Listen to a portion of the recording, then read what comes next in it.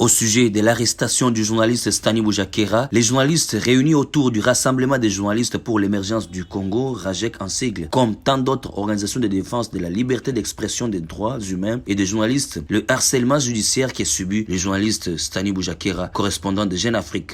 Nous apprenons depuis l'arrestation de Boujakera que ceux qui ont saisi ces outils de travail ont tenté à plusieurs reprises de supprimer et de désactiver son compte Twitter pour des objectifs et des raisons inavouées.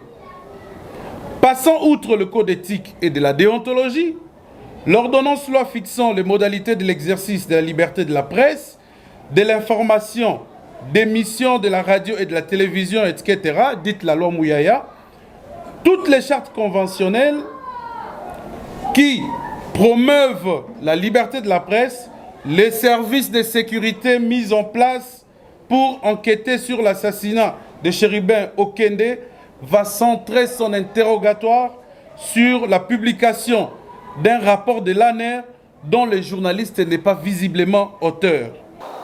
Je dirais non et oui. Pourquoi? Parce que depuis l'avènement du président de la République Fatou Béton, président Félix Tshisekedi, il avait essayé d'instaurer la liberté de la presse. Mais de faire à mesure, nous, les journalistes, nous constatons maintenant qu'il n'y a plus ce que le président avait dit. Parce que le président avait prôné l'état des droits. D'abord, l'état des droits, c'est d'abord la liberté de l'expression et la liberté de la presse. Mais aujourd'hui, cette année, ce qu'il est reproché, je suis sur réserve à dire ici, mais ce que je peux dire aujourd'hui en RDC, la liberté de presse commence à se bafouer.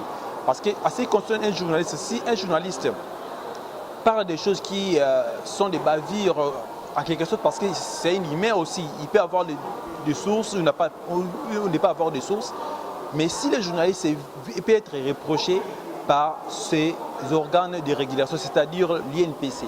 Parce qu'il y a l'INPC, il y a une structure disciplinaire pour le journaliste. Ce moment-là, c'est là où on peut sanctionner un journaliste. Un journaliste, on ne peut pas l'arrêter par rapport aux propos ou le propos qu'il a tenu à l'exercice de ses fonctions. Après l'arrestation de Stanis Boujakera, d'abord, c'était Peter Tiani qui était interpellé. Et je voulais dire par rapport à la liberté de la presse que nous ne nous sentons pas vraiment en sécurité ici en RDC par rapport à la liberté de la presse. Nous tous sommes passés par l'école. Nous savons que nous devons protéger nos sources.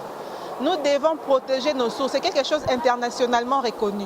Mais ici, en RDC, quand il y a un problème, on vous exige de présenter votre source. Et puis on les fait agressivement. On vous menace.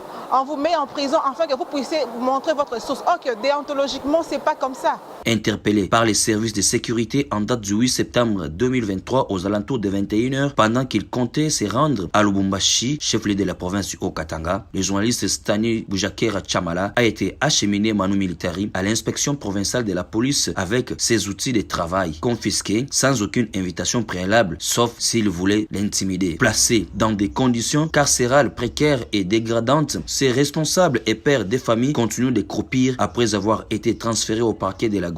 Voulant à tout prix concrétiser leur souhait, celui d'envoyer les pauvres journalistes pourrir à la prison centrale de Makala, les agents de l'ordre ont continué à harceler judiciairement sans précédent ces journalistes. Pour les RAJEC, cette affaire infligée à cet infatigable chasseur d'informations qui n'hésite pas à abandonner épouse et enfants est une tragique illustration de la chasse aux sorcières lancée contre les journalistes en RDC. Le RAJEC dénonce les poursuites dont les journalistes sont actuellement victimes en République démocratique du Congo et qui constituent une tentative autocratique de réduire au silence toutes les voix discordantes et d'empêcher les journalistes indépendants de mener leurs activités. Le rassemblement des journalistes Congo exige la libération sans condition et immédiate du journaliste Stani Boujakera qui n'a violé aucune disposition déontologique ni légale à en croire le porte-parole de cette organisation.